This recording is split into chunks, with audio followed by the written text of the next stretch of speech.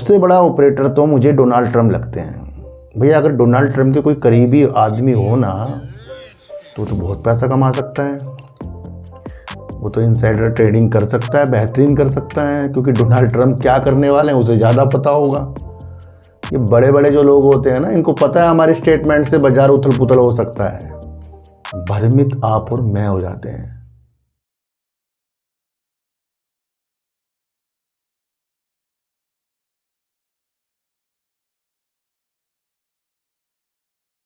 नमस्कार, मैं स्वागत करता हूं आपका अपने ही चैनल पर जिसका नाम है सार्थक बाजार से। सुजलोन एनर्जी के अंदर काफ़ी तेज़ी आ गई है आज के दिन, और काफ़ी लोग कह रहे हैं सर ऐसा क्या सुजलोन एनर्जी के अंदर अचानक से हो गया। देखो सर, अब क्या होने वाला है, अब क्वार्टर रिजल्ट आने वाले हैं, क्वार्टर 4 के रिजल्ट आने वाले हैं। पहले सुजलोन एनर्जी में क्या हुआ था, क्वार्टर 3 आया था, और जब उसकी सुबुगाहट हुई थी तो क्या हुआ था, शेयर ने तेजी दिखाई थी, और जब रिजल्ट आ गया था तो क्या हो गया था, शेयर गिर गया था। अब क्या है, अब भी वही रणनीति चल रही है। आपको क्या याद रखना चाहिए, आपको क्या समझना चाहिए, आज उस बारे में बातचीत करेंगे। और बात करेंगे डोनाल्ड ट्रम्प की, क्योंकि उनके स्टेटमेंट से बाजार उथल पुथल हो जाता है। अगर किसी ने कल की ट्रम्प वाली वीडियो मैं यहाँ लगा दूंगा, जो मैंने बताया था कल कि बाजार का रुख कैसे रहने वाला है, वो नहीं देखी ना तो एक बार ज़रूर देख के आना, वहाँ आपको बहुत कुछ सीखने का मौका मिलेगा। तो ज़रूर इस वीडियो को देख लेना, शुरुआत की तौर पर देख लेना, समझ लेना कि क्या रणनीति है आगे के बाजार की। सबसे बड़ा ऑपरेटर तो मुझे डोनाल्ड ट्रम्प लगते हैं। भैया अगर डोनाल्ड ट्रम्प के कोई करीबी आदमी हो ना तो बहुत पैसा कमा सकता है। वो तो इनसाइडर ट्रेडिंग कर सकता है, बेहतरीन कर सकता है, क्योंकि डोनाल्ड ट्रम्प क्या करने वाले हैं उसे ज़्यादा पता होगा। ये बड़े बड़े जो लोग होते हैं ना, इनको पता है हमारे स्टेटमेंट से बाजार उथल पुथल हो सकता है। भ्रमित आप और मैं हो जाते हैं। मैं युद्ध करूँगा, मैं ये उड़ा दूंगा, मैं वो कर दूंगा, ये कर दूंगा, बस यही करे जा रहे हैं, उससे बाजार उथल पुथल हो रहा है। भैया जो चीज़ जल्दी समाप्त होने के बारे में ये कह रहे हैं और वो समाप्त होती नहीं दिख रही है, और जब ये कहते हैं तब बाजार भाग जाता है, अगला रुख अलग अलग तरीके से हो जाता है। तो सबसे बड़े ऑपरेटर कौन हो गया बाजार के अंदर आजकल, जो पूरे वर्ल्ड के बाजार को चला रहा है? डोनाल्ड ट्रम्प सबसे बड़े हैं ये, और कब क्या कर दें ये किसी को भी नहीं पता होता। एक तरफ तो इनके युद्धपोत, जो नौसैनिक युद्धपोत हैं, वो हॉर्मुज स्टेट में खड़े हैं, ना इधर जाने दूंगा ना उधर जाने दूंगा, अर्थव्यवस्था पूरी ठप कर दूंगा। उधर डोनाल्ड ट्रम्प कह रहे हैं कि ये नाकाबंदी जारी रहेगी और युद्ध जल्दी समाप्त होने वाला है। इधर डोनाल्ड ट्रम्प को चेतावनी देते हुए ईरान कह रहा है कि अगर आपने हमारी नाकाबंदी करके रखी है तो हम लाल सागर की तरफ भी जहाज नहीं जाने देंगे। उससे क्या होगा, उससे संयुक्त अमीरात जैसे देश जो है परेशान हो जाएंगे। जैसे कल आपको मैंने वीडियो में बताया था कि वो कह रहे हैं कि जल्दी से जल्दी एक बार पुनर्विचार कर लो, जो आपने नाकाबंदी की है। ये खाड़ी देश के नेता ही बोल रहे हैं ट्रम्प जी को। देखो सर, होना क्या है, होना सिर्फ आपको एक उस हिसाब से समझना है कि डोनाल्ड ट्रम्प जब उनका दिल करेगा ना तब वो बाजार में तेजी ला देंगे, और जब उनका दिल करेगा तब वो बाजार को उड़ा देंगे, क्योंकि उनके द्वारा हर चीज़ हो रही है, बोलने से हो रही है। और ये भी है, जब वो युद्ध समाप्त करेंगे समाप्त भी हो जाएगा। ऐसे कोई इतना बड़ा राष्ट्रपति, साइकोलॉजी लगाओ, बार बार नहीं इस तरह से बोल सकता युद्ध समाप्त होना, युद्ध समाप्त होना। युद्ध समाप्ति है, ये आप समझ लेना। कुछ शर्तों पे बात अटकी पड़ी है, एक वार्ता विफल हो गई, दूसरी वार्ता शुरुआत की ओर है। और कल भी उन्होंने संकेत दिया था कि हाँ कुछ शांति के संकेत। तो आज बाजार में क्या होगा, आपको तेजी के संकेत आ गए, रात को कुछ और हो जाएगा तो गिरावट के संकेत आ जाएंगे। पर आपको अपने पोर्टफोलियो को छोड़ना नहीं है, ध्यान रखना इस मेरी बात को। ईरान युद्ध का ताज़ा अपडेट, ट्रम्प का कहना है कि हॉर्मुज नाकाबंदी जारी रहने के बावजूद युद्ध समाप्त होने के करीब है। मैं नाकाबंदी कर रहा हूँ पर युद्ध जल्दी समाप्त हो जाएगा। ये कैसे संभव है कि जब तुम ईरान के पास कोई जहाज आने ना ही जाने दोगे और कह रहे हो कि युद्ध समाप्त हो जाएगा, नाकाबंदी जारी रहेगी। तो ईरान तो चिड़ी इसी वजह से रहा है कि भैया हटाओ नाकाबंदी, हर चीज़ हटाओ, हमारी शर्तें मानो, हमारे ऊपर हमला ना करो। ईरान के वर्ड क्या है कि अगर आप हमारे ऊपर हमला करेंगे हम इसका जवाब देंगे। ईरान खुद अपना जवाब नहीं दे रहा है, वो जब सवाल आ रहे हैं ना तब जवाब दे रहा है। तो जब नाकाबंदी नहीं हटेगी तो युद्ध कैसे समाप्त होगा? पर इससे बाजार के अंदर गिरावट समाप्त हो गई, ये आप समझ लेना। अमेरिका राष्ट्रपति डोनाल्ड ट्रंप ने फोकस न्यूज को बताया कि युद्ध समाप्त होने के करीब है। कई चैनलों पर ये आ गया, ये समाप्त होने के करीब है। साथ ही उन्होंने आने वाले दिनों में पाकिस्तान में ईरान के साथ आमने सामने की वार्ता के दूसरे दौर का संकेत भी दे दिया, यानी कि बातचीत फिर होने वाली है। अमेरिका सेना का कहना है कि हॉर्मुज स्ट्रेट में उनकी नाकाबंदी दूसरे दिन भी जारी रहने के कारण उसने समुंदर के रास्ते ईरान में आने जाने वाले आर्थिक व्यापार को पूरी तरह से रोक दिया है। भैया अगर ये ज़्यादा दिन रुक गया ना तो आप पेट्रोल, डीजल, गैस सबके रेट, महंगाई इतनी, जहाँ पहले चाय 10 की मिलती थी वहाँ आज चाय 15 की मिल रही है।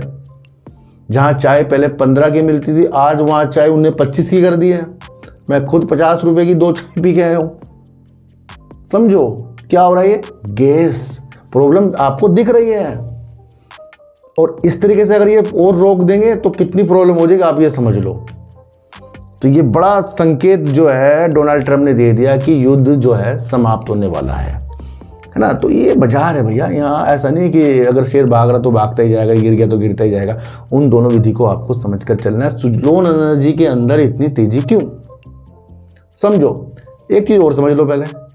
लोग टारगेट देंगे, लोग आपको चीज़ें बताएंगे, लोग आपके लिए वीडियो बताएंगे। एंड वक्त में जब हम किसी चीज़ में फंस जाएंगे कोई भी हमें समझाने नहीं आ सकता।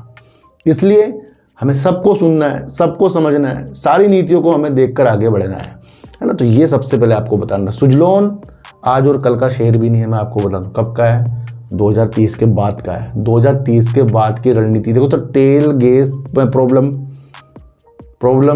तो किस तरीके से ऊर्जा हम जनरेट कर सकते हैं? सोलर, पवन और सबसे ज़्यादा जल विद्युत। जल विद्युत में ज़्यादा फोकस रखिए। क्यों? क्योंकि चीन ने सबसे बड़ा जल विद्युत का प्लांट एक उसका चालू है, दूसरा तिब्बत में और बना रहा है, वो सबसे बड़ा। भाई कितना बड़ा बना रहा है? सबसे बड़ा चीन। तो क्या है, जब चीन जो सबसे पहले कार्य को करता है बाद में दूसरे देश उसको देखते हैं, समझ गए? तो चीन ने जल विद्युत के ऊपर अपने तिब्बत की तरफ अपनी नजरें गड़ा रखी है। बहुत बड़ा जल विद्युत का प्लांट बना रहा है, वो उसने पहले भी बना लिया इस तरीके से, अब दूसरा बना रहा है बहुत बड़ा। तो सबसे इंपॉर्टेंट आपको जल विद्युत माइंड में रखनी है, ये आपको ध्यान रखना ना। तो पवन भी है, सोलर भी है, जल विद्युत भी आपको लेकर चलना। मतलब चौथी तिमाही में FII म्यूचुअल फंड द्वारा हिस्सेदारी बढ़ाने से सुजलोन एनर्जी के शेयरों में 6% का उछाल आया।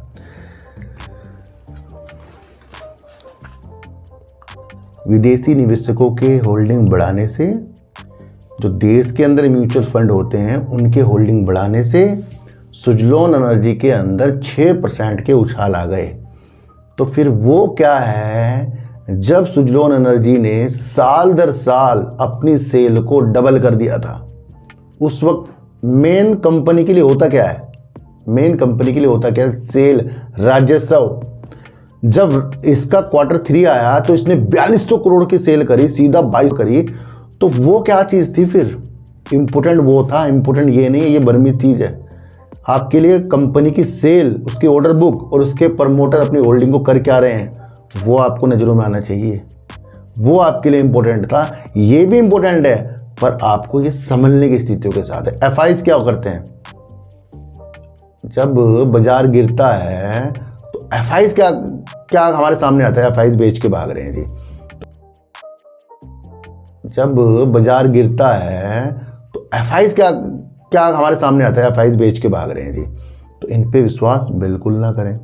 म्यूचुअल फंड वाले जो होते हैं वो क्या करते हैं? अपने कस्टमरों को फ़ायदा देकर जाते हैं तो वो आपके लिए मेरी होल्डिंग नहीं बना रहे हैं, उनके पास काफ़ी समय है।